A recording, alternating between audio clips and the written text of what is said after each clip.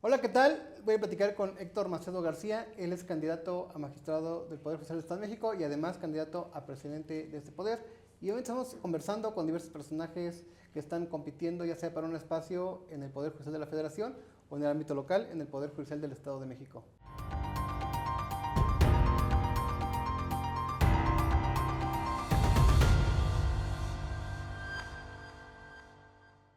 Magistrado, me da mucho gusto poder platicar contigo muy temprano hoy. Sí, muy temprano por las reglas que establecen. Gracias por la invitación, Alan. Estoy muy contento de estar aquí. Candidato, pues es un proceso, dicen algunos, complicado, con ciertas restricciones. Algunos ciudadanos no entienden bien cómo se va a llevar a cabo, pero finalmente es un avance importante. Esto proviene de una reforma constitucional en materia judicial. Tú conoces muy bien este poder, uno de los tres poderes de nuestro Estado de México. De entrada, ¿esta reforma constitucional ha sido benéfica para los habitantes, magistrado? Sí, mira, Alan, tenemos pocos días en campaña, pero yo sí estoy sorprendido. Cuando vas recorriendo las calles hay un reclamo social importante. A las personas sí quieren interactuar. Hace unos días me encontré en Tlacotepec a un alumno y las personas dicen, queremos que estén cercanos. Yo pensaba que no, yo pensaba que la gente estaba desinteresada. Entiendo que este primer ejercicio, pues es ¿cómo te diré? Pues un ensayo, lo estamos armando, estamos haciendo el diseño. El INE, el IEM están haciendo sus acuerdos para prepararnos. Espero que en el 2027 haya unas mejores opciones de regla. Pero creo que sí es benéfico el acercarse al pueblo. El diseño constitucional anterior era por cuestiones incluso de teoría jurídica. Los teóricos italianos decían no salgas Sí. a los medios, no te dejes seducir por el poder, pero pues se volvió un ostracismo, se volvió cerrado la administración de justicia pues compleja, ¿no? Difícil de entender para muchos. Es que de manera natural en los últimos años hablar de un magistrado, incluso de un juez, ya ni qué decir del presidente del Poder Judicial o a nivel federal del ministro, eran como personajes inalcanzables. La gente poco tenía conocimiento de lo que hacían y hoy pues se busca que estos sean personajes más cercanos a la gente y que si, bueno, obviamente están en un proceso judicial, tengan acceso con mayor facilidad. ¿Esto es positivo, magistrado? No, sí, sin duda. El hecho de que durante los últimos 24 meses haya estado en las primeras planas el Poder Judicial, la gente volteó a ver y empezó a interesarse qué hacen los ministros. Bueno, se dio cuenta de que existían jueces en distintas materias y en el Estado de México se dio cuenta que había magistrados y jueces y sobre todo que hay una diferencia. Hay otra parte que nos falta comunicar al Poder Judicial, que nuestra función no es perseguir los delitos. Y yo creo que eso también sería muy importante que la gente supiera. El Poder Judicial no es el Ministerio Público. Y el Poder Judicial lo que hace es sancionar los delitos. Claro que las personas piensan, los jueces son los que dejan salir a los delincuentes, pero pues hay que explicar un poquito más cómo está el esquema para que la gente vaya entendiendo y se vaya involucrando mucho más en este tema. ¿Qué visión tienes del Poder Judicial del Estado de México? Tú eres magistrado, lo conoces, pues has vivido diferentes momentos de avance político en el Estado de México, porque los tres poderes pues siempre interactúan. ¿Qué visión tienes del Poder Judicial del Estado de México y está viviendo una etapa pues de adecuarse a esta nueva realidad electoral, legislativa? Bueno, yo tengo una visión del Poder Judicial que ha ido primero hubo como una época dorada cuando viene lo de la carrera judicial y los primeros presidentes estaban muy ocupados en esto, los primeros jueces también, concursando, aun cuando en 1995, a lo mejor tú lo recuerdas, vino la reforma, en el 94 el presidente Zedillo, nos quedamos 15 días sin corte, Sí. y en el 95 el entonces gobernador decidió quiénes eran los magistrados, ahí está en la Constitución establecido. Y entonces empieza como una limpia, como un proceso de vamos contra la corrupción, no te dejes, no des sobornos. Y posteriormente viene una época de mucho tecnicismo, pero empieza el alejamiento con la sociedad.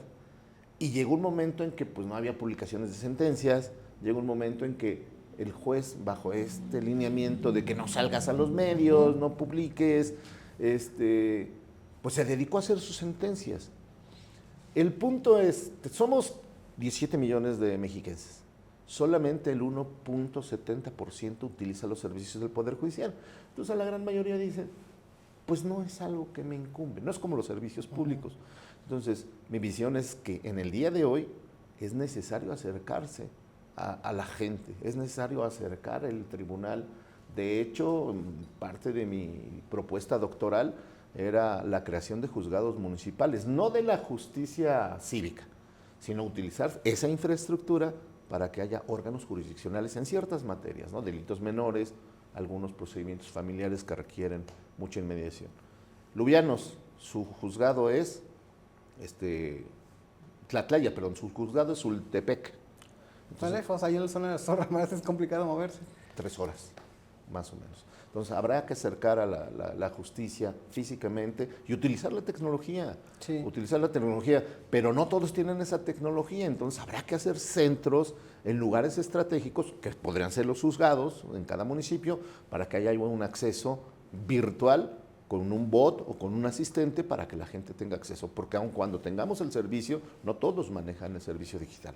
Magistrado, platícanos un poco cómo fue tu formación, porque hay críticas que dicen, no, bueno, es que hoy cualquiera puede ser miembro del Poder Judicial, con solamente tener la carrera, pues puedes competir y convertirte en juez o magistrado.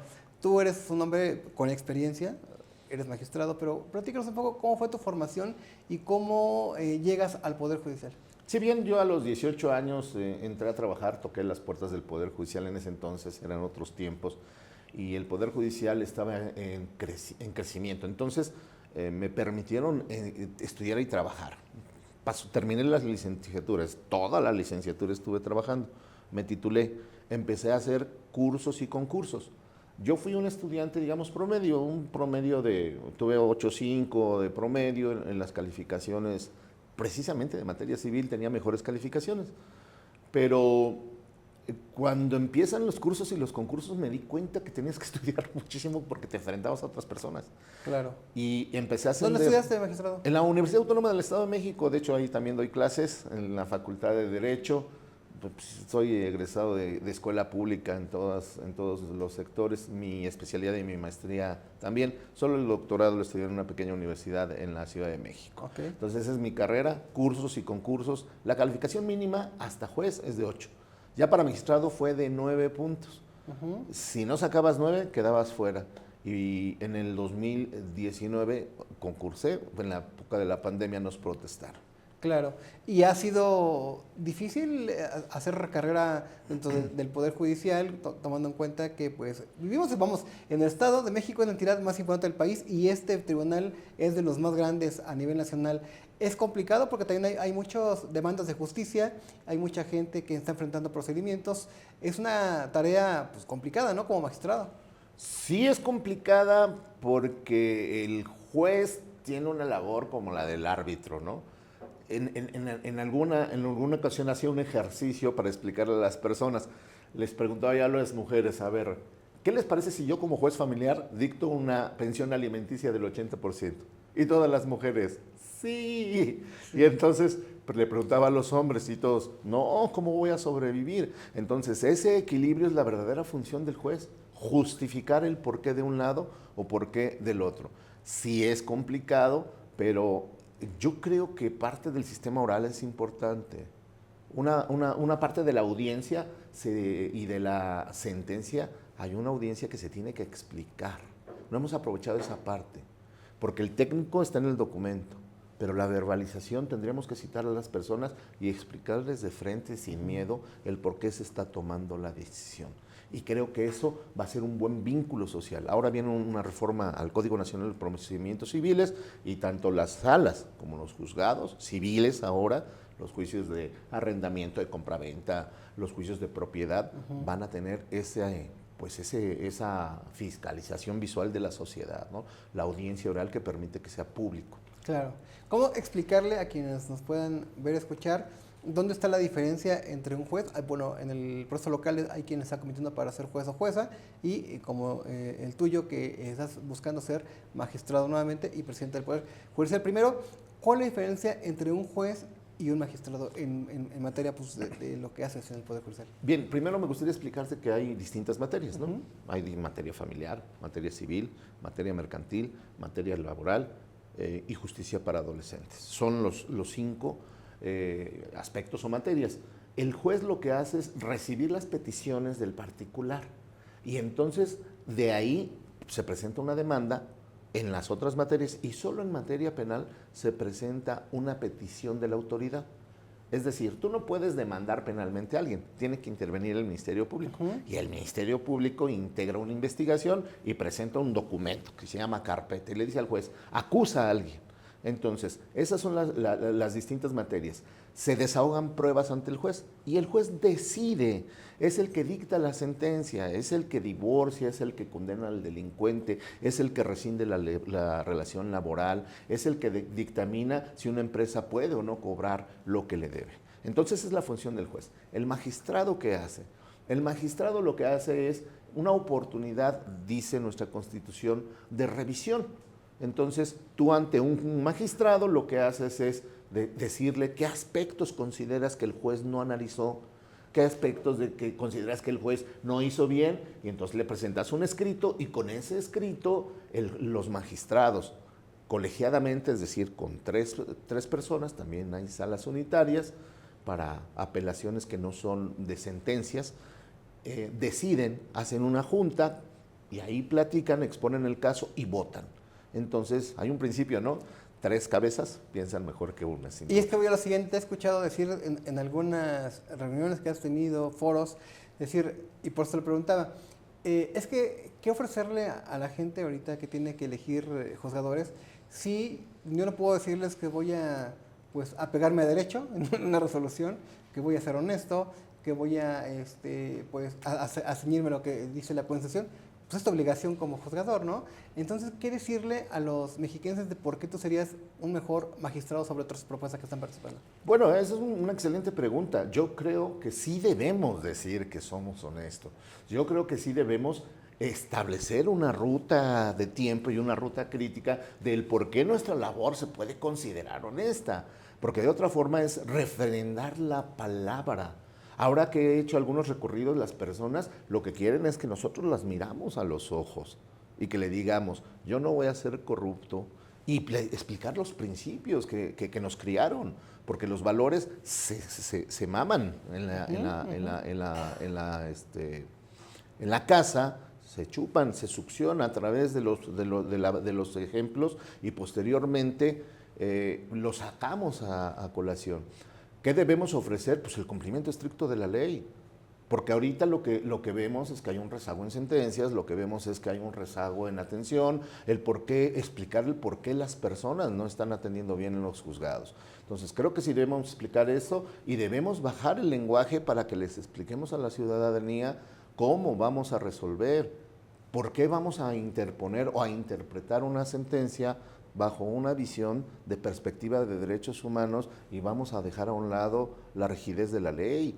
Porque vamos a aplicar la equidad en ciertos casos, o en algunos casos tendremos que ser estrictos. Por ejemplo, la Corte ha dicho que cuando ya se dictó una sentencia y tenemos que ejecutar, es decir, cumplir esa sentencia, tenemos que ser estrictos, porque lo que se pretende es materializar. Entonces yo creo que sí hay mucha oferta, pero sobre todo el enfrentar al ciudadano, rendir las cuentas correspondientes y decirle. ¿Este diagnóstico resultado de qué, magistrado? De que estamos muchos mexiquenses, de que hay muchas personas enfrentando un proceso de justicia, pocos magistrados, mucha carga de trabajo, ¿resultado de qué? Sí, yo creo que más bien es que sí es un estado con mucha población. Te voy a poner un ejemplo, Alan, si me lo permites. En el 2009 se reformó el Código de Procedimientos Civiles del Estado, que es el que regula los juicios, y se implementaron los juicios orales familiares. Entonces se preveía un boom de juicios familiares, pero no esperamos que tanto. Las personas empezaron a demandar porque vieron que era más rápido divorciarse, en particular las mujeres, y entonces se explotó el número de asuntos. Entonces, creo que de ahí una de las líneas del Poder Judicial debe ser invertir en mayor personal. Invertir en el personal base, utilizar la inteligencia artificial para mejorar las circunstancias de atención al público, diversificar los servicios e irnos, que la aplicación de los recursos sea exclusivamente en eso, la capacitación a abogados, a foros en forma gratuita y el abrazar a la sociedad para también salir. A mí me encantaría que los jueces salieran a explicarles a las personas, que los magistrados salieran a explicarles a las comunidades, como ahora estamos haciendo, salir a pedir el voto a la ciudadanía. Ahora, ¿cómo estás llevando a cabo esta estrategia de comunicarte, de hablar con los mexiquenses?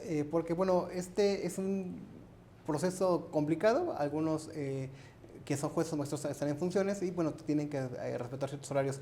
¿Cómo lo estás haciendo, magistrado? Bueno, pues hay que salir a la calle, hay que buscar aliados, hay que tocar a vecinos, hay que pedirles que si nos hacen favor de juntar a un número de vecinos en cada esquina, hay que tocar los tianguis, hay que tocar la masificación donde hay más gente y hay que salir a repartir. Y la otra es a través de las redes sociales, buscar el crecimiento de mi página personal, porque pues no se puede pagar, no se puede pautar. Y bueno, pues yo creo que también ampara el prestigio de tener 33 años en la institución, llevar 6 años de magistrado, 20 de juzgador, y creo que pues es una línea de tiempo que ampara y avala todo esto. Además de eso, pues la academia la he ejercido durante todo el tiempo y pues eso es como mi amparo, el hecho de estar desde hace mucho tiempo tratando de socializar al Poder Judicial. Obviamente estás preparado, estás consciente de que, bueno, tienes una experiencia como lo describes, pero viene una nueva realidad del Poder Judicial.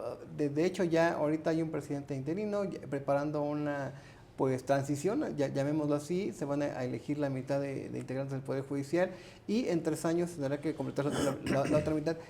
Es un Poder Judicial distinto. Sí, bueno, yo creo que tiene que ser ¿Cómo entenderlo? Claro, tiene que ser un poder judicial distinto. Si la reforma judicial, que es un mandato constitucional, yo juré defender la Constitución, entonces legalmente estoy obligado a hacerlo.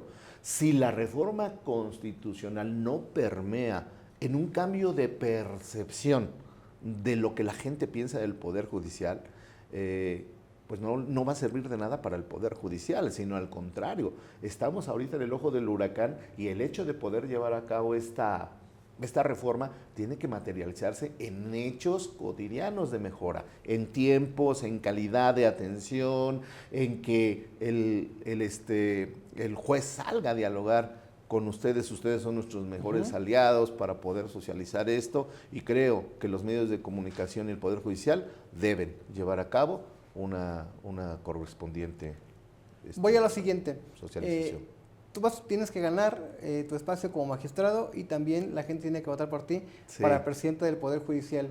Es una presidencia de 2 años porque la nueva ley establece que en un periodo de 8 años habrá 4 presidentes, 2 de cada uno y tienes que tener más votos para iniciar. Pero va a ser un cambio importante porque es la transición todavía del anterior modelo al nuevo.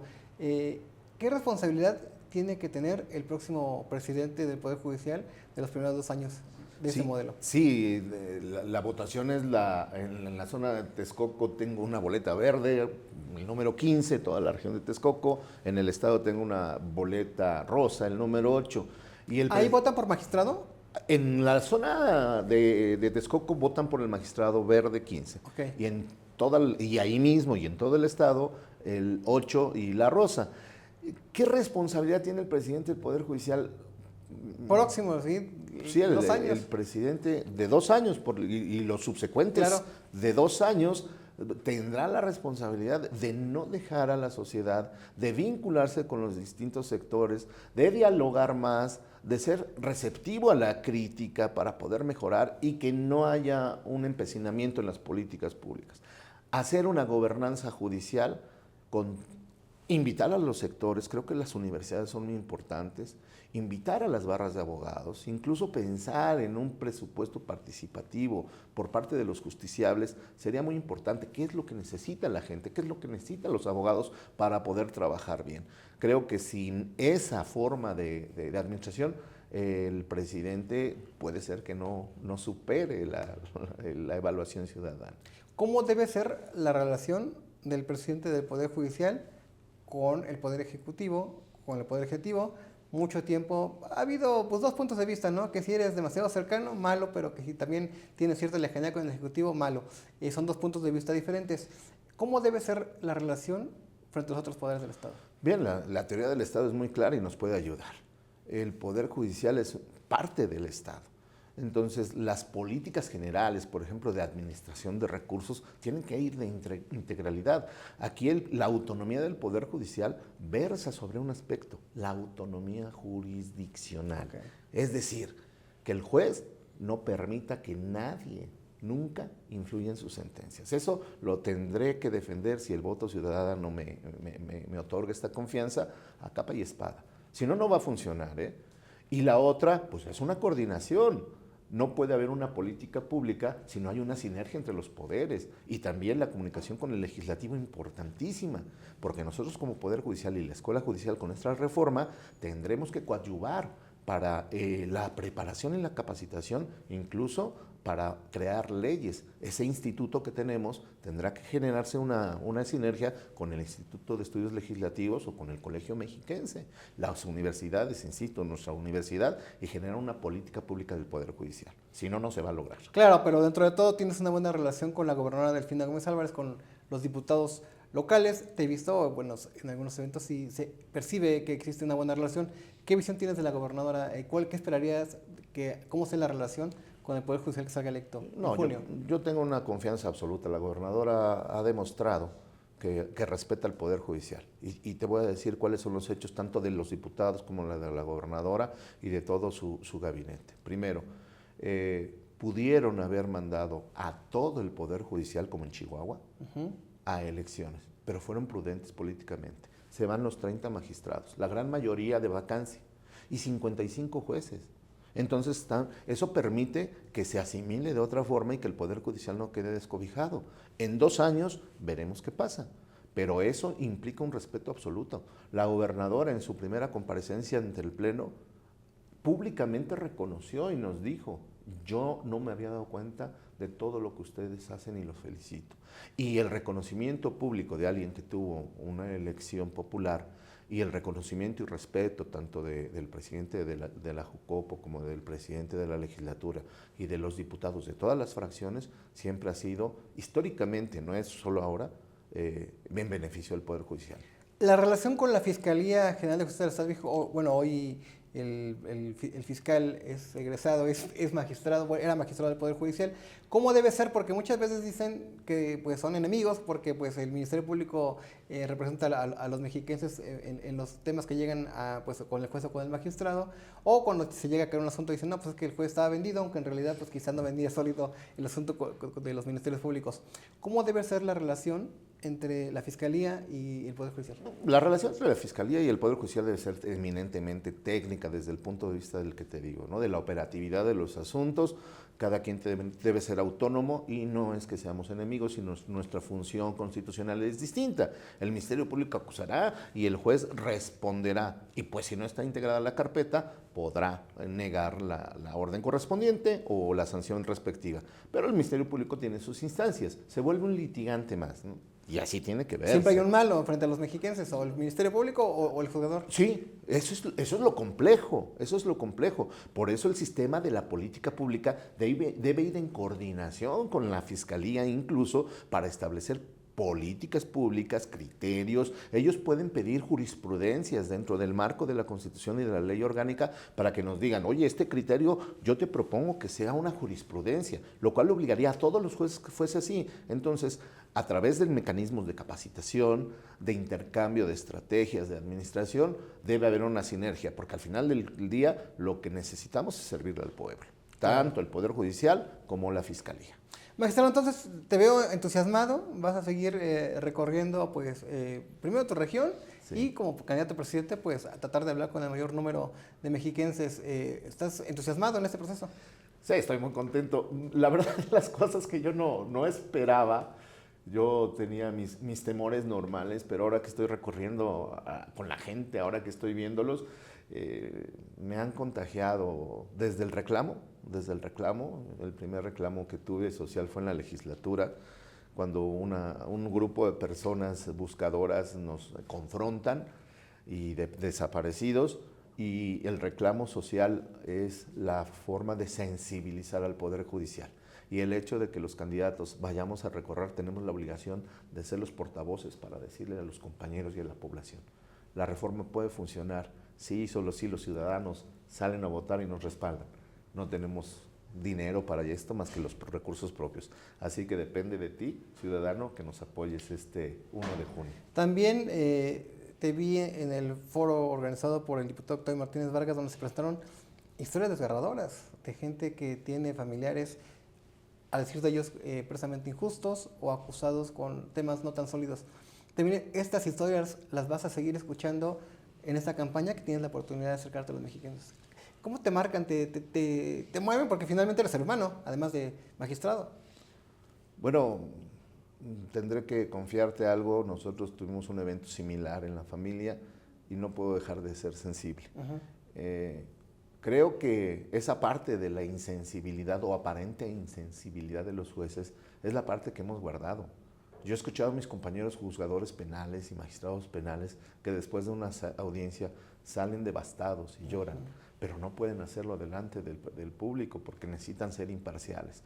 Necesitamos, tu servidor y toda la comunidad jurídica, hacer alianzas con los abogados para que los colegios, con las personas más pobres, puedan llevar a cabo una asesoría pro bono, gratuita. Si el servidor judicial no se sensibiliza ante estos hechos, no vamos a superar la evaluación judicial y la percepción ciudadana. Por supuesto que se sensibiliza uno, se le enchina la piel y lo que uno necesita hacer es buscar soluciones a ese tipo de problemas. Y ahí es donde la alianza con los diputados y con el Poder Ejecutivo, lo dije en tribuna, es una obligación del Estado, no exclusiva del Poder Judicial. Finalmente, ¿qué le dirías a los mexiquenses, las mexiquenses, que no tengas la oportunidad de saludar en estos días que restan de la campaña? Bueno, pues lo que les pediría en primer lugar es que hagan favor de revisar mis redes, vean mi trayectoria. Creo que soy una persona confiable y buscaría de la forma más humilde que ustedes me apoyaran para que el 1 de junio lograra ser el presidente del Poder Judicial, primero el magistrado en la zona oriente tan querida, donde llevo ya 6 años trabajando continuos, y lo segundo es que después de la elección sigamos en contacto y ustedes sean nuestros primeros visores y nuestros primeros escrutadores, los que nos vigilen y nos exijan. Si no nos exigen, luego la política se duerme y no se cumple con el objetivo. Pues te agradezco que me hayas recibido tan temprano hoy. No, al contrario, a ti por desmañanarnos y esta es tu casa. Pues muchas gracias y hasta la próxima.